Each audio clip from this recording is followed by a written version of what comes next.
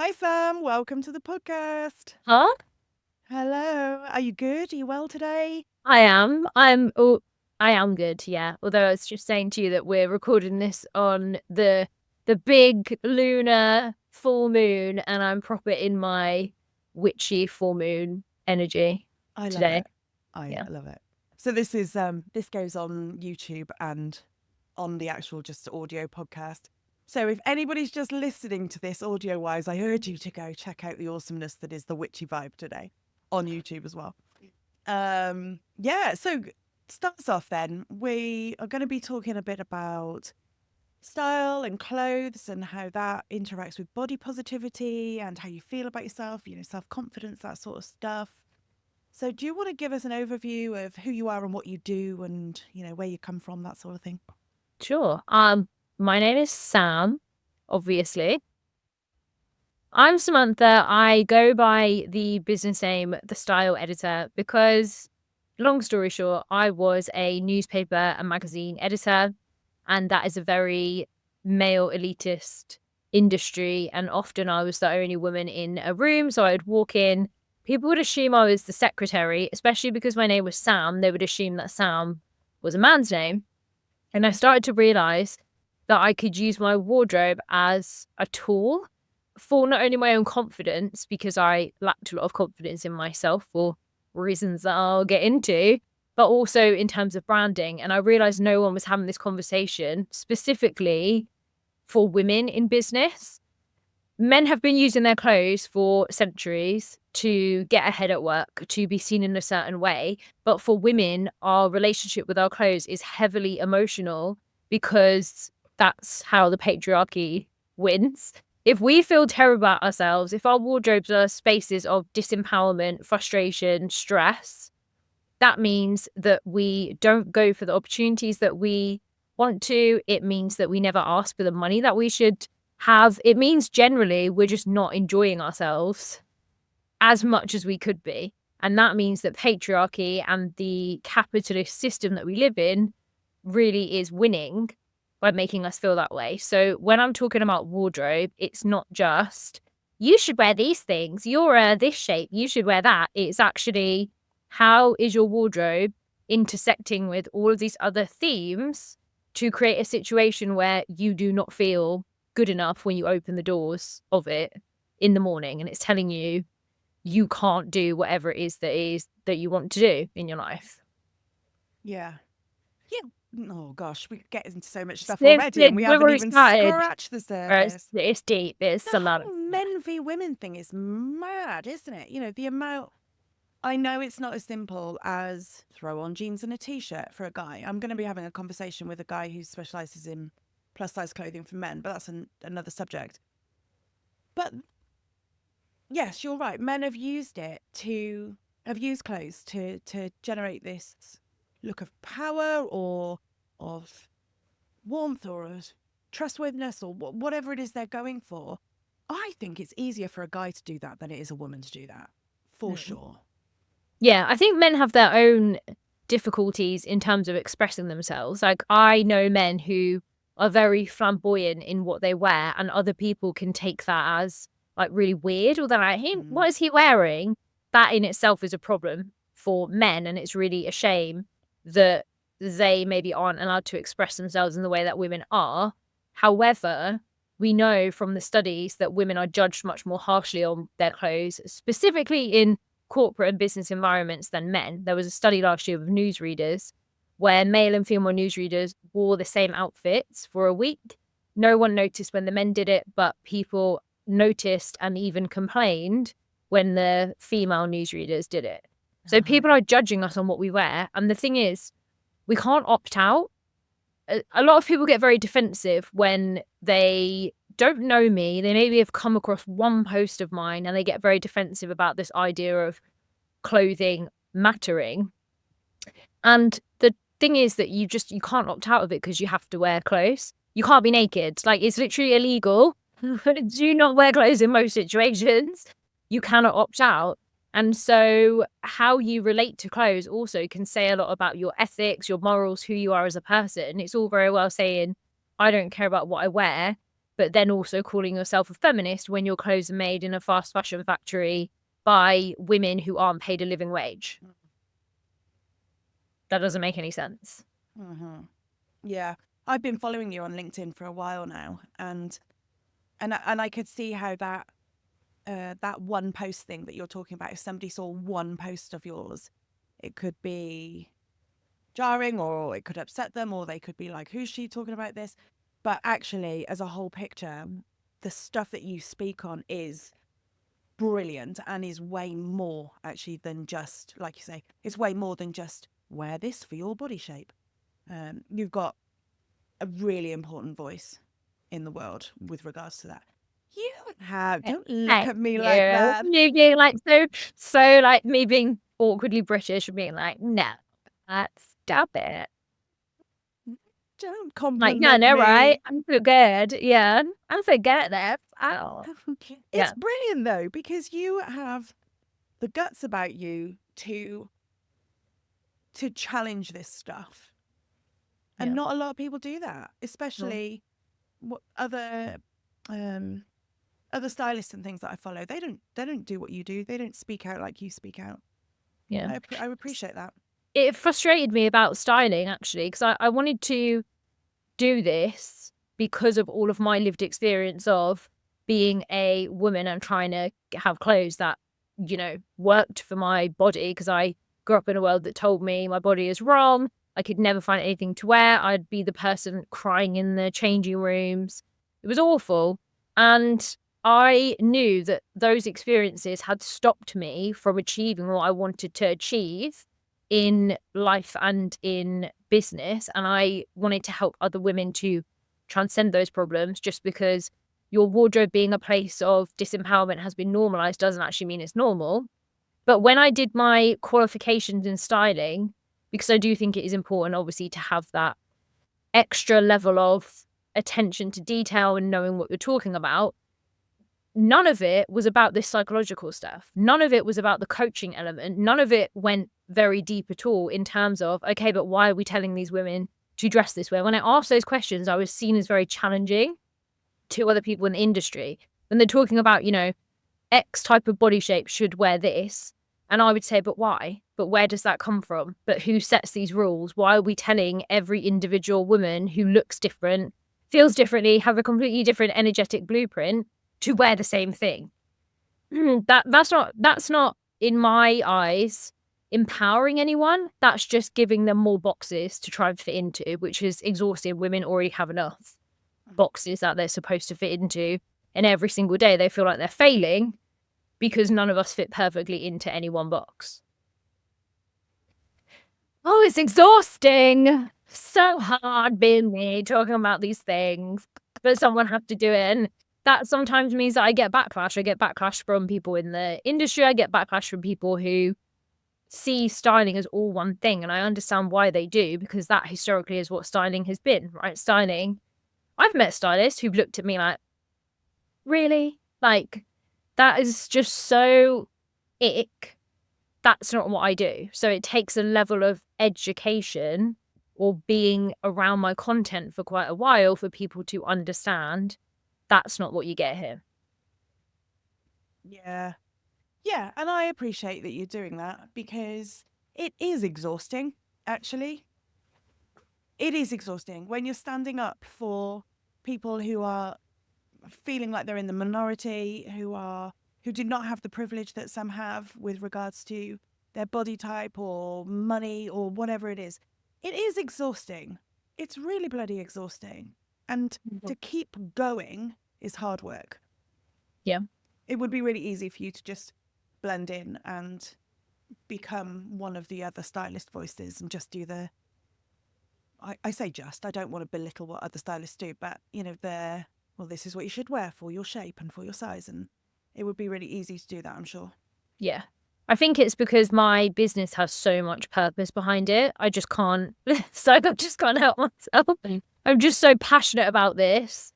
I have a lot of passion for it because I think of my lived experience. And I think with styling, as with other industries, you know, coaching as an example, people think, oh, that seems really easy. That seems really fun. And I won't have to work that hard and I'll just mess around with some clothes. It's really fun. It's not fun at all. Firstly, when you run a business, your work, particularly at the start, is 1% the thing, the styling, the coaching, the accounting, whatever it is you're doing, 99% knowing how to build a business. They're not the same thing. And one of the biggest issues I see with stylists, and I'm actually mentoring some stylists on this, is that lack of business vision. It's just very much, I like to play about with clothes. So that's what it's sort of, what is the purpose and intention and the movement behind why we're doing this? Because that's what's important.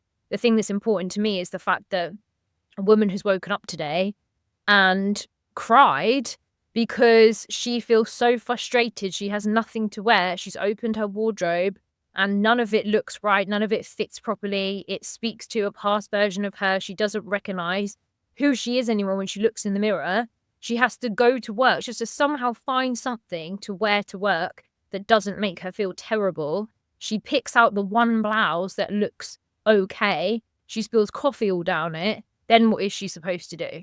Then her whole day is off. She sits in the meeting and she has really good ideas, but she gets talked over or she doesn't feel empowered to speak up because when she was standing there in front of her wardrobe in the morning, all of these specters of all of the people and media and society that have told her that she is wrong just for existing in the body that she has are there with her in the room. That's who we do it for. Yeah. It's like you've watched me get ready in the morning. I've got cameras in your house.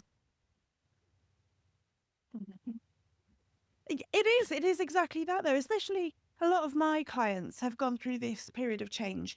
So they have gone from dieting and being in a smaller body to trying to better their mental health and their physical health by being an intuitive eater and being more body confident. And for a lot of women, that means putting weight on. And then, like you say, you've got this set of clothes that doesn't really fit you very well, doesn't represent who you are now and your approach to life. You don't even know what suits you anymore because your body has changed. And so what even looks good anyway? And then with all of this added body confidence stuff going on, like you say, you've got to go to work, you've got to stand in front of people, you've got to be respected and have a place and a voice. And yeah, it's hard going.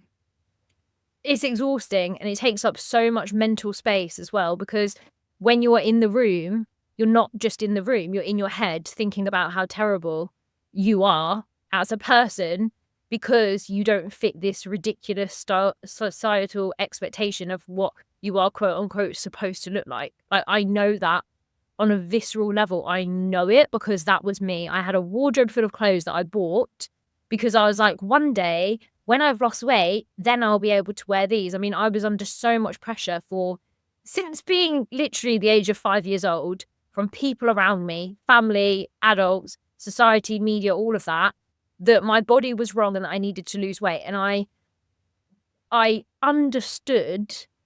It was never said to me explicitly out loud, but the implicit message was, when you lose weight, all of your problems will be solved.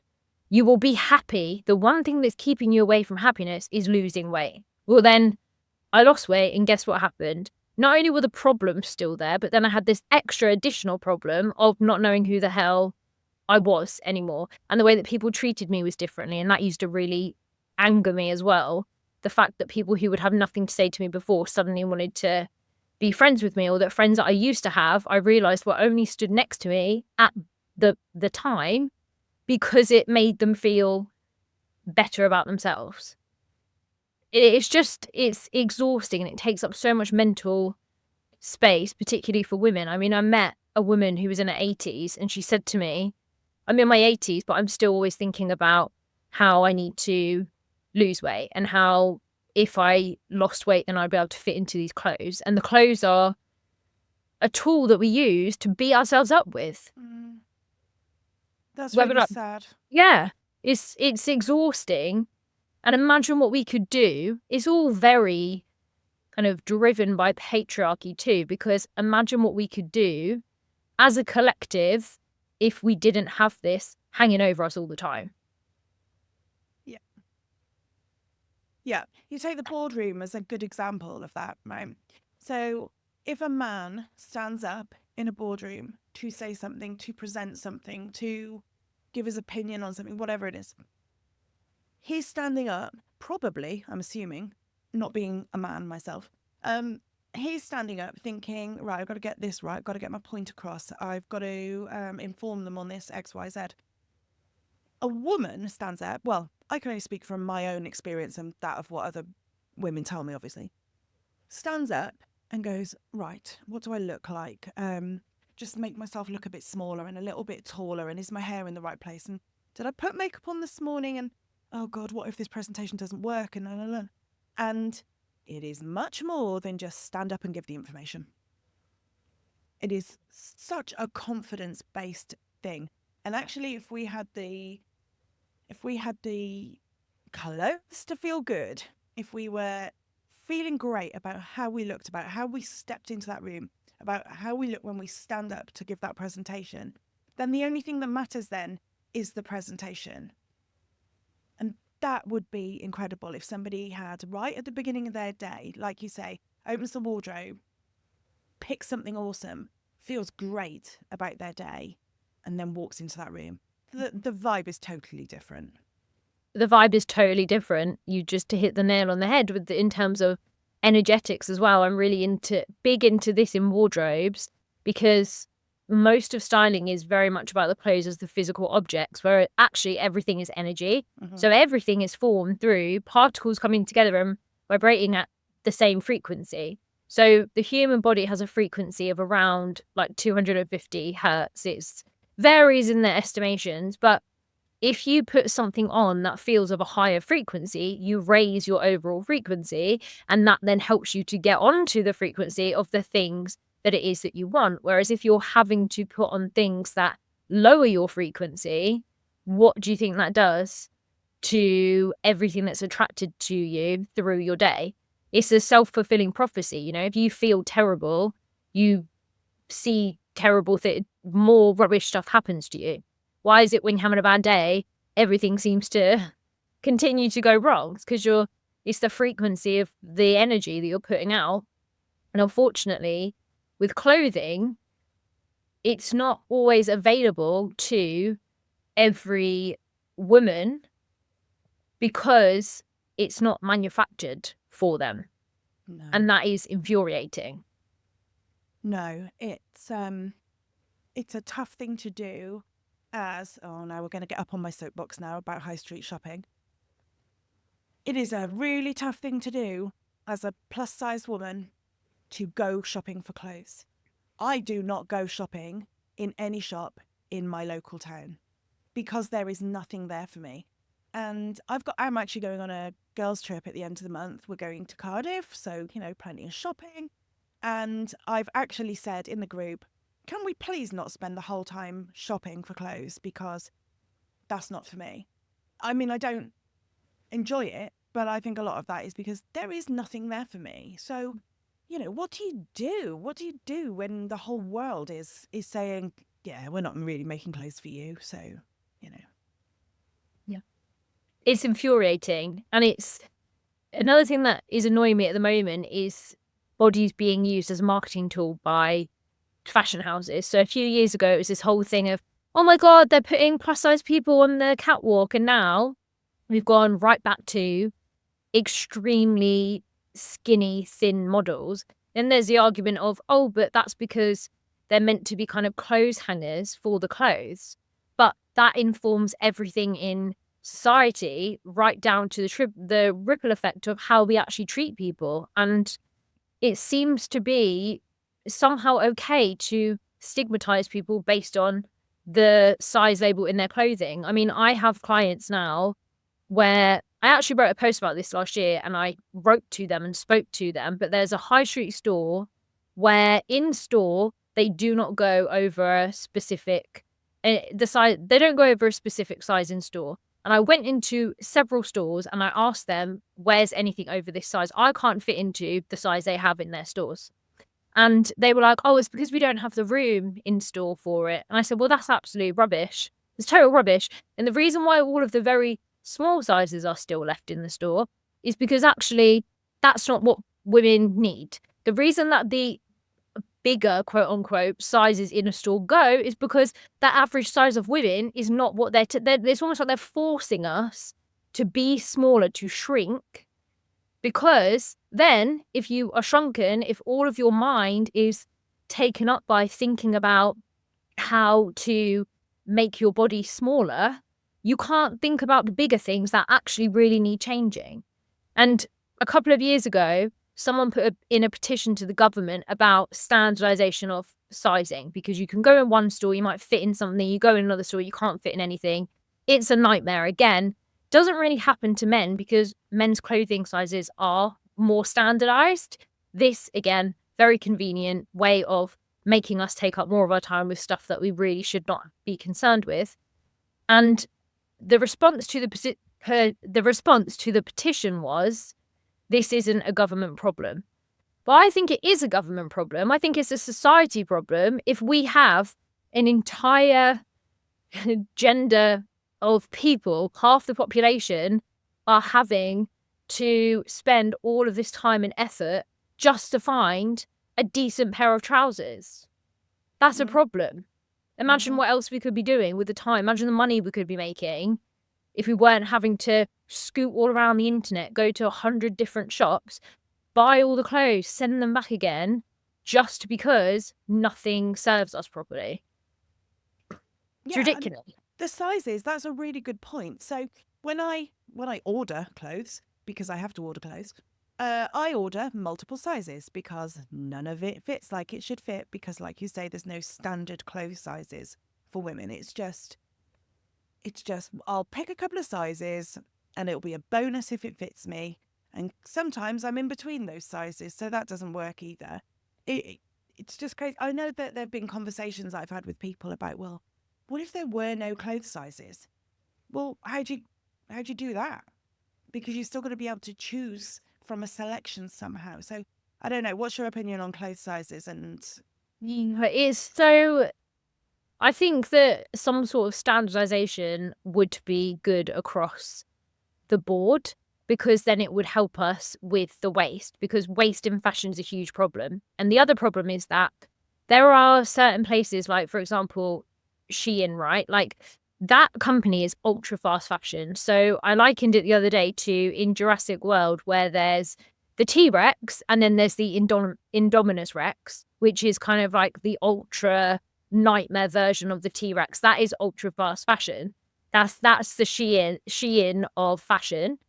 And the problem with companies like that is when you do a haul and you think, oh, it's fine, I'll just send it back. There's no such thing as sending it back, because they don't take it back. What they do is they ship it all off to places like Africa, where there are huge rag piles on the coast. 100 million garments go to waste in Ghana every single year alone. So it's not ever going back. And I think it's really rubbish that fashion retailers almost make it impossible for plus size people not to contribute to that climate disaster. It is not fair, because everyone, regardless of your size, your shape, your age, has morals and ethics. And if you are a plus size woman with ethics and morals and values and you hate climate change, you're not being given a choice than to contribute to it, because there is nothing that serves you. So you're having to buy 5 different sizes of this thing to see whatever fits. We can't opt out of this industry, and that is a problem. no, I can't abide Shein. I won't order from there, because it's just I've read too much on the conditions of the workers and pay and all that sort of stuff. And it's unreasonable to think that for the money that they charge for their clothing, that people in situations and work conditions are going to be anything anywhere near decent. But I'm also not blind to the fact that there's probably not an ideal kind of situation going on with the companies that I do use and I do buy things from. But But this is the problem. I would love to go to the high street. I would love to support local shops. I would love to support chains of shops. I would love to be able to go and do in-person shopping and try some clothes on and see what suits me and get that feel-good factor of going to the till and paying for it and, you know, a shopping bag and, you know, everything that comes along with buying nice things for yourself. I'd love to do that. I don't, short of clothes just appearing in bigger sizes in the shops. I don't know where the answer to that is, because I don't know where the answer is. Yeah.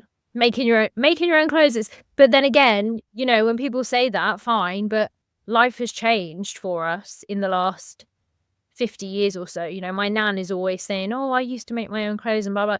Yeah, but you didn't have a 6-figure job or a business or all of this stuff that women now, we are told that we can do it all, but then no one was ever told about the cost that would come as a result of that doing it all. And unfortunately for most of us, making our own clothes just isn't a viable option. And yes, there is obviously tailoring, and I do think in general people are going to have to expect to pay a bit more for good quality stuff, because at the fast fashion level the quality is not there, because they are competing with the likes of Shein on quality, but then they are pricing in such a way that is trying to make you feel like this isn't fast fashion, and it is. I mean, the Pretty Little Thing rebrand that happened recently, I think, is something that we will see more fast fashion retailers doing. They're using words like elevated and heritage and legacy, when actually if you look at the legacy of a company like that, it's really very bad. But it's almost like they're trying to trick us as customers into buying the stuff, and the quality just isn't there. It's just double the price than it used to be. Mm-hmm. And the workers aren't getting it. The workers aren't getting the money. No.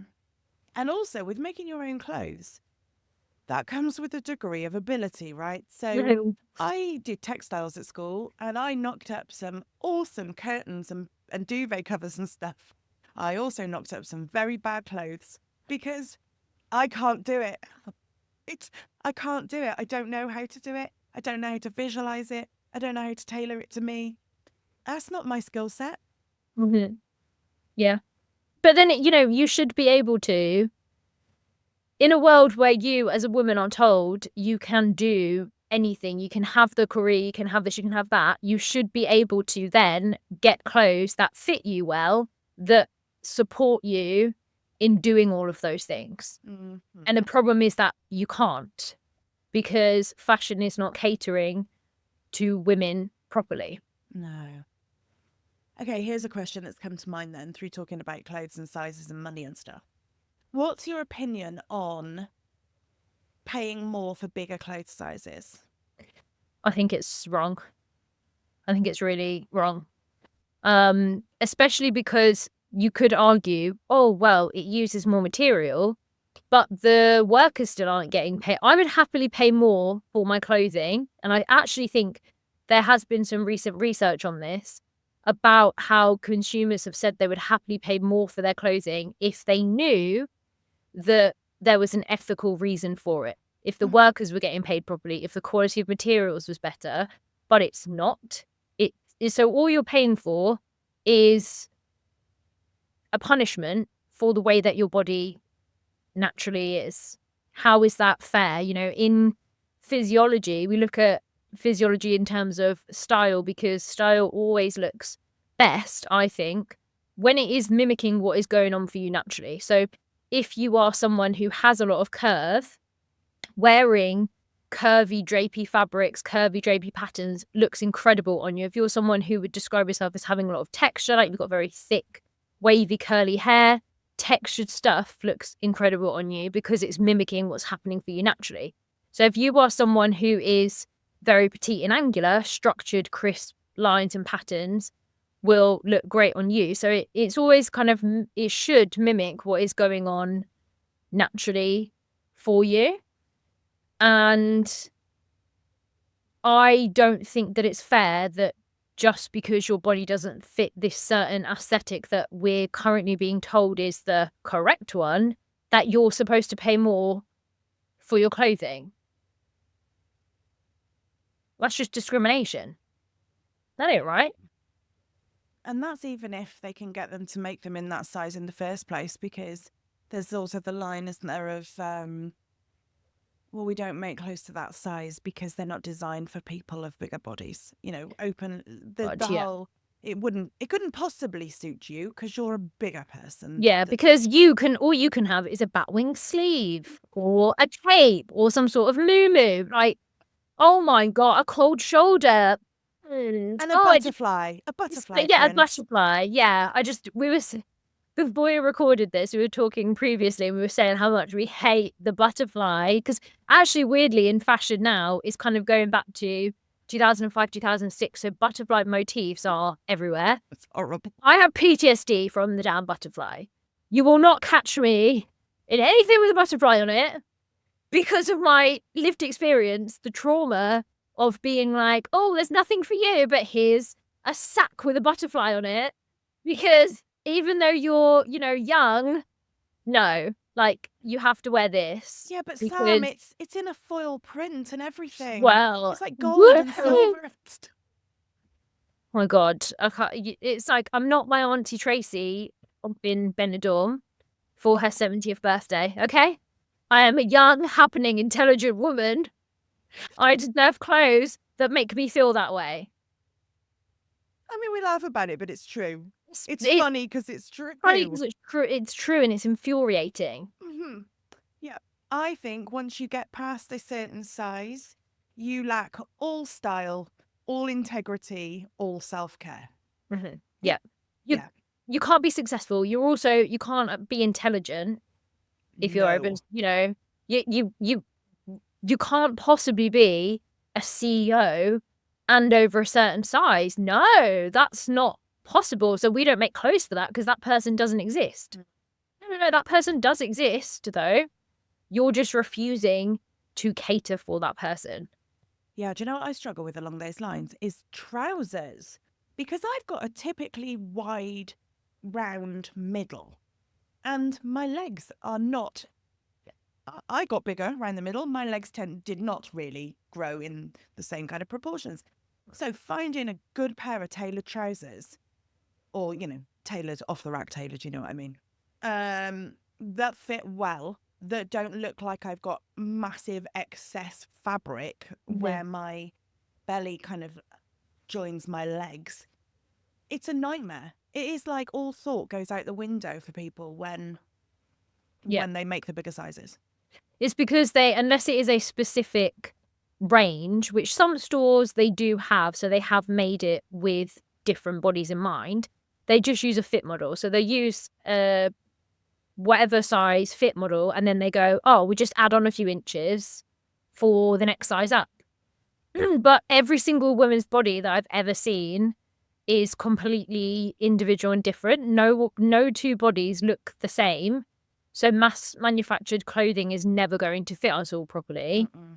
But when you have different shapes and you have different weight distribution, it's not going to be the same. And the other thing is that it's a misnomer that when you are plus size, you have the same shape as everyone else who is plus size. Your shape is your shape regardless of however much you weigh or whatever size you are. Your shape is your shape because it's your physiology. It's how your body works. And there's this thing of, oh, well, if someone's plus size, it means that they have this size arms and this size waist and these length legs. But that's not true because different people are different shapes, though. This just isn't working. This isn't working. And there are very few, but there are some companies that do a good job of understanding that different people have different shapes. It's not about the size, it's about your shape, the different things. I think I shared something literally not so long about that was one of those pictures of all these women are a size 16 or an 18 or whatever they were. The size is irrelevant. But all these women are basically the same size, and they were all vastly different. The shape and the different ways that their features are accentuated compared to others. And I don't think, unless you were educated in that area, that you would look at that picture and go, oh, those women, they're all the same size. But your shape is different, and that's that. You're Yeah. an individual, you're unique. And you can't tell anything from looking at someone's body, really. Like, you can't, it's just such a lie to make us feel that you can. And then you take on that lie and you make that your identity. I mean, I did this myself not that long ago. I wanted to start going to lift weights at the gym because I thought I'm not getting any younger. I want to make sure that as I'm getting older, I'm retaining my muscle and my strength. And I had a session with the PT and she was talking to me about how I currently felt in myself and what my ability was. And I heard myself saying to her, oh my God, I've got the muscle mass of an old lady. I can't lift anything. I'm so weak, blah, blah, blah. And then she put me on this machine that tests your muscle mass. And she was like, you've got excellent muscle mass though. But it was a story I told myself I don't, as a result of growing up in a world where it was like, being plus size is the worst thing that you could ever be. You know, you could be a terrible person and skinny. You know, we've all met the mean girls at school. You could be an awful person and what society has told you that you're supposed to look like. You've won the quote unquote appearance lottery, and that's fine. But you can be a lovely, intelligent person. Oh, but you've got a bit of a belly though, so you're actually the devil incarnate. Like, that's how I was made to feel. And then that becomes your belief system. And that then stops you from going after the things that you absolutely deserve. Because you're like, who am I to do that? I can't do that. And it just becomes a self-fulfilling prophecy over and over and over again the whole way through your life. Yeah, and then those body parts that you've always been seeing as bad or something to hide, then surely then that affects your clothes choices because you then try to hide these things or minimize these things instead of thinking, well, actually, this could be an awesome thing that I could accentuate and make the most of. I've done it the same as many, many women. There's certain parts of my body that I dress to cover up a bit, and it's only me that doesn't like that. Mm-hmm. There's a really interesting relationship, I think, between those parts of your body and then what happens in your business. So one thing that I find with clients is that if they're tummies are a huge one. I mean, it was always the thing for me. Like, I got called Jelly Belly all the time when I was younger. Like, the Nike advert, if you remember, it came out when I was in school, and that was a nightmare for someone like me, an absolute nightmare. So I hated it was like I had this part of my body that was totally disconnected from the rest of my body. It was like I would not acknowledge that it was there. And that means that you're not embodied. So then you're disconnected in energetic ways, which means that you are limiting your ability to receive money, receive love, receive power, joy, whatever it is that you want to manifest. It's a lot harder to do when you are so disconnected from your body. And so sometimes when I'm working with a client who will have that, I will get them to do stuff like somatic movement, because that makes you get in touch with your body so that you don't have to love it. But if you can feel neutrality, that's much better than disconnection. Yeah.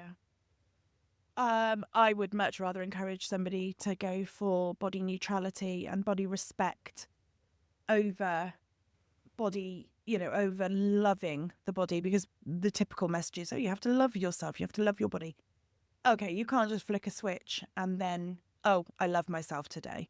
It's not that easy. And even the people who do love themselves quite a lot on certain day, on, the majority of days, will also have days where they don't love themselves. So I'm all about neutrality and that kind of respect for yourself.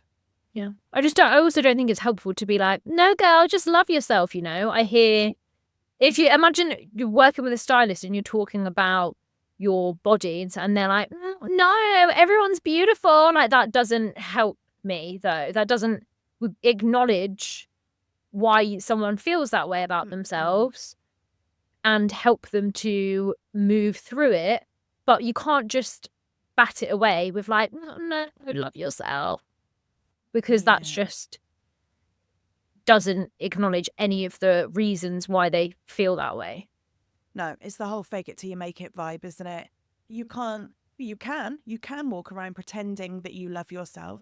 But like I say, that doesn't get to the underlying root of why that is and how you work through it to actually start to like yourself. You're just masking it. You're just covering it up. Yeah. It's And just fake yeah, yeah. energy. So where do we start? So this woman who wants to just put on some nice clothes that make her feel good and powerful and ready to take on the day. That's quite a big leap for some people to imagine getting to. How do we start? What are the stepping stones? The first one is not actually about the clothes. It's more about you and your relationship to the clothes. So this part of the work can be quite vulnerable and quite hard, but a lot of it is about addressing the underlying beliefs as to why your wardrobe is currently the way that it is. And I make a lot of my clients cry, which doesn't sound very good, but it's important because we bury all of this stuff. There's no point me saying to someone, oh, you want to feel good in your clothes? Here's a wardrobe of X number of items. You should wear this color palette. Off you go. I've had clients before, plus size clients, who have worked with a stylist who perhaps didn't get it. I don't think they're trying to do any harm. They're genuinely trying to do the best that they can with the skills that they have. And they'll say, oh, well, you need a capsule collection of this number of items. So they go out and they buy whatever items. And then a year has passed and the clothes are still in the person's wardrobe with the tags on because we haven't done any of the underlying deeper work. So the most important first step is understanding where the stories and beliefs come from about the fact that you aren't allowed to be stylish or enjoy your clothes. And some of that is, what's your first memory of clothes? What is your first memory of being told that you aren't good enough? What is your first memory of something that made you feel really good? Almost getting back to what makes you feel alive, because when you're a little kid, you will play dress up, you're trying all these different identities, you feel so much more empowered in your clothes. And then at some point, somewhere along the line, usually from it's either the ages of 0 to 7, could be up to the age of 14, something happens to you that makes you believe that whatever you now believe about yourself. And then all of the experiences you have after that affirm that belief. So you get to whatever age you're at now and you're telling yourself, I can't wear X because Y. And the deep underlying root cause is I'm not good enough, usually. So essentially, it's most of the first bit of it is that coaching element of finding out where that stuff comes from and then working through that. And then being able to create a wardrobe that actually speaks to you. So some of that is about learning the practicals of style, what really suits your physiology, what goes with your business strategy as well. There's a lot of that involved in it. And a part of it is your energetics. So the reason that a capsule wardrobe, as an example, doesn't necessarily work for you is because you have a very expressive personality. If you are someone who has a lot of earth energy, if you are, let's say, a Taurus with a Capricorn, you will love a capsule wardrobe of timeless, classic, neutral pieces. If you are a Sagittarius with Leo rising, that is never going to work for you because it's not your energetic makeup. So it's all about a journey of self-discovery and understanding you and not what's out there. Because we look at style as what's being served to us, but what if it was more about who we are? Yeah. Is it a suck it and see kind of an approach? You know, if somebody was going to go and try and change their style up without the aid of a wonderful stylist such as yourself, you know, is it just go try some stuff and see how it feels? Because when you go back to the stuff that you were talking about things happening when you're younger. So, for example, for me, I don't think that was a pretty traumatic thing. I think I was just always told to not really make a show of myself. Um, I remember, do you remember years ago, there used to be a phase of the big kind of 50s style skirts, and you'd spin around and these skirts would rise up, and it was brilliant because I was all of about 9 or 10 at this point, and I really, really wanted one. And my cousin had one, and it was the best. It just came right up. And then I was told that it really wasn't appropriate. So I got one that wasn't really as floaty outy, you know? And it was messages like that for me. It was just don't make a show of yourself, don't be inappropriate, all that sort of stuff. So then, if that's the way you live your life, and that's the way you've always lived your life, I mean, I'm in my mid 40s now, so that's a lifetime of wearing the same sort of clothes. How do you dip your toe in the water? Mhm. I would experiment, yes, find out who you are and what you're here for. So in the energetics of style, again, getting into the woo of it all, I love it. you have a north node and a south node. So your south node is all of the things that you are naturally quite good at because you have in astrology kind of traversed them, overcome them in previous lifetimes. Your north node is the place that you are supposed to be going towards in this lifetime. It's the lessons that you're here to learn, the things that you're here to overcome. Perhaps it's the stuff that feels harder to you. Where is your north node? What is your rising sign? Because we look at our sun sign, which is the sign under which we were born, but our rising sign, whichever sign was rising in the east at the time of our birth, that is what we should be leaning into in order to get the most magnetic style for us. So if you can get your birth chart and have a look at those things, and then you might start to realize that what you're currently wearing is just other people's expectations. So I have a client this week, as an example. I always find this with Leos. People have Leos in their chart. They can tend to shy away from it because Leo energy is extremely powerful. And what you may find if you have Leo in your chart is that you somehow magnetize people towards you, but it's unwanted. Like you want to kind of hide away from it. You might find yourself disappearing into black or oversized clothes or whatever else to avoid that quote unquote public attention.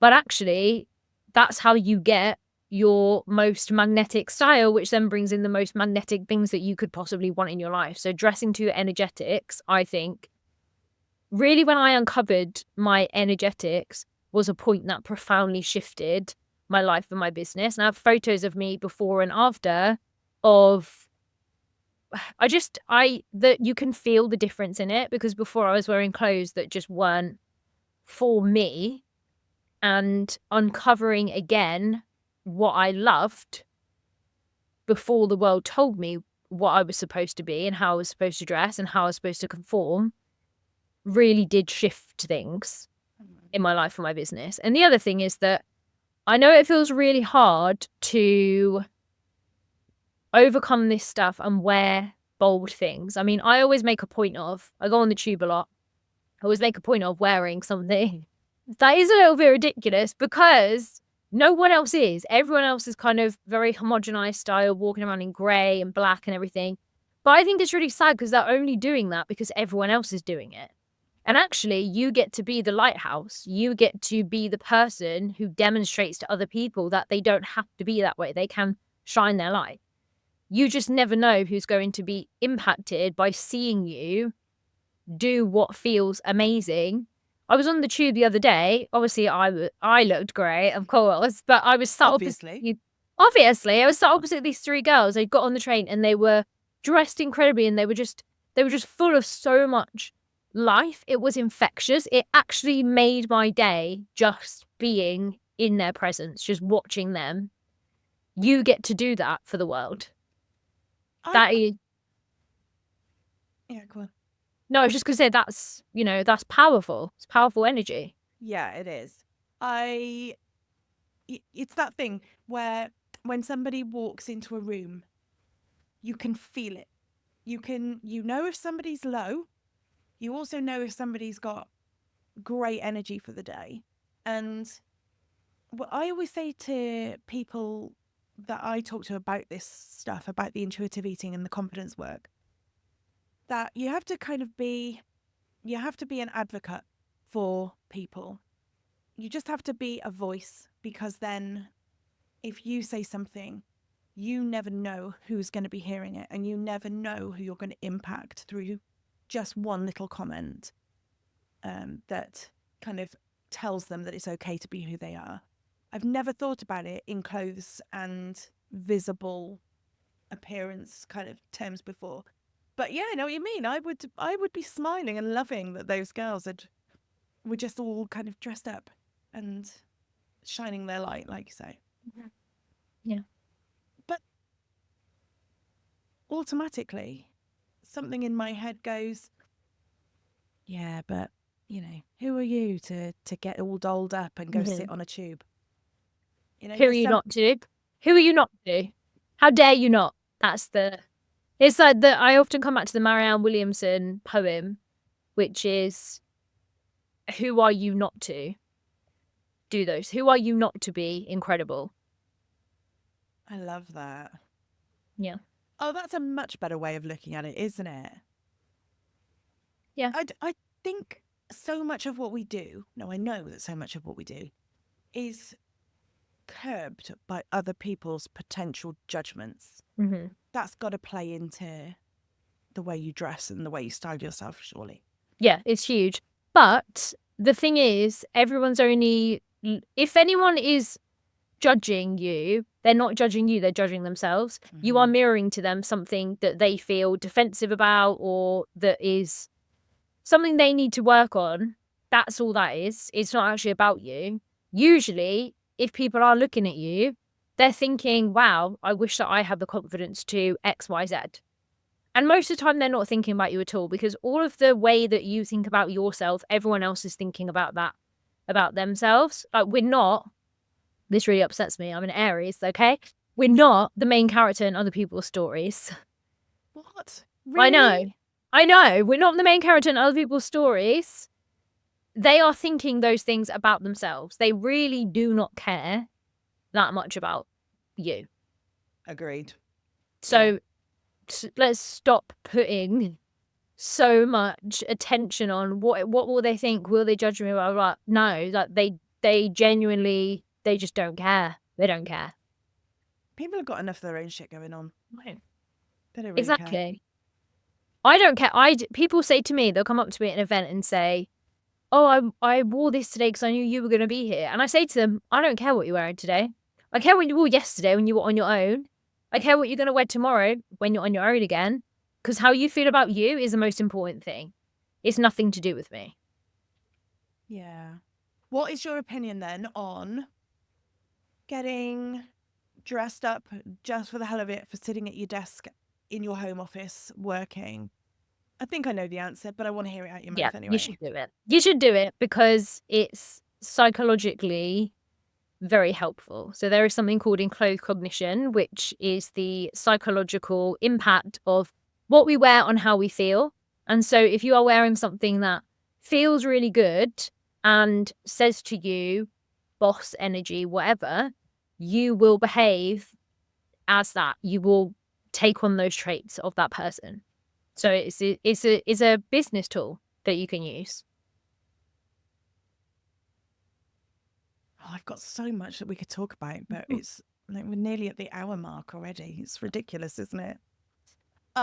Okay, is there one overriding kind of message? I know I haven't preempted this for you, but is there an overriding message? If you could say one thing to every woman to help them feel better about their clothes choices, or one tip or a bit of advice, or where would you go? What would you say? I would say go into your wardrobe and take out one thing that you don't like and you don't wear. Get rid of it. Get rid of anything. Now's a perfect time energetically. This is a huge energetic year. This is a huge month of energy. Get rid of it, because all it is bad energy telling you what you can't do, and you need to fill your life with things that affirm that you can. So get rid of it. Okay, and then adding on from that, because these things never stop at one thing, do they?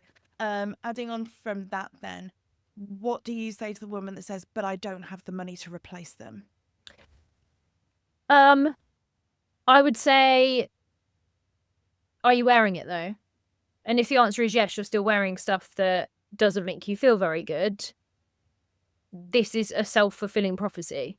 The more you wear stuff that you hate, the worse it is for your money-making ability to make the money to replace the clothes, because you're just putting on negative energy. And if you're not wearing it, it doesn't even matter. When I suggest this to people, they always say, oh, they don't have nothing to wear. Well, then this is our problem, isn't it? This is the problem that we need to solve. Mm-hmm. Yeah, you can't have it all. And no, not you can't have it all. You can't have the change without making the change. Yeah. Can't make an omelette without breaking some eggs. That is correct. I told my husband that just yesterday. And then he said, "But my egg is like on the floor so far away over there, smashed." And I'm like, "No, you don't get the point. That's not the point." Oh, God. I feel like we could talk about this for hours and hours and hours, but we cannot. So tell people, please, where they can find you and connect with you and look at what you have to offer as services and things. You can find me on LinkedIn. I spend a lot of my time mostly on LinkedIn. I'm a bit of a LinkedIn nerd. You can find me on there. I have a newsletter on there, have a Substack, which you can also find through my LinkedIn. All of my information, everything is on there. Fabulous. Website link on there and everything. Yeah, cool. I'll put it all in the show notes anyway. Thank you. Obviously. Oh, thank you. I've had such a great conversation. It's so funny, isn't it? Because this is not where I thought we were going with this conversation. And that's just naturally where it's took us. And that is the best conversation. Thank you. Thank you.